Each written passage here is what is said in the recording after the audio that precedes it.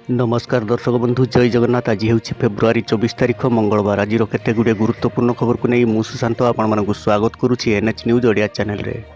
Video को skip न करी शेष जाए देखंतु एवं एही भली नुआ नुआ खबर जानिया पई आमर चैनल को सब्सक्राइब करनियंतु। तेबे डेरी न करी चलंतु खबर आरंभ करिवा।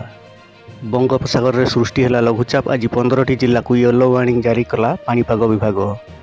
आज 24 तारिख उपकूल ओडिशा और उत्तर ओडिशा एवं अभ्यंतरण ओडिशार किछि अंचल रे आज वर्षा सहित 30 रु 40 किलोमीटर वेगर पवन हेबो। एथि सहित बिजुली घड़घड़ी मध्य हेबार संभावना रहिछि। सुंदरगढ़, केन्दुझर, मयूरभंज, बालेश्वर, ढेंकानाल, जाजपुर, भद्रक, केन्द्रापड़ा, जगतसिंहपुर, कटक, पुरी, खोर्धा, नयागढ़, गंजाम, गजपति एही सबु जिल्ला रे आज हालुकारु मध्यम धरणर वर्षा सहित बिजुली घड़घड़ीर सतर्क सूचना जारी करिछि आंचलिक पाणीपाग विज्ञान केन्द्र भुवनेश्वर। लघुचाप सहित कालबैशाखीर प्रभाव रही स्थाने स्थाने 40 रु 50 किलोमीटर पर्यंत झटका पवन होबार संभावना रही।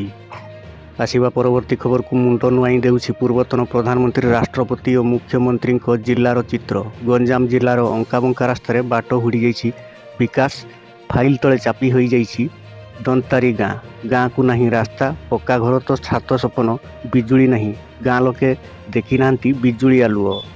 मंडी समस्या को नहीं 5 दिन होईगला चली पारुनी विधानसभा। विरोधी हट्टगोल रे विधानसभा अचल। आज राजधानी रे बीजेडी करिवो चाषी समावेश। रणहुंकार देवे बीजेडी कर्मी। कमिबो दादन दुख। आरंभ हैला डालखाई योजना।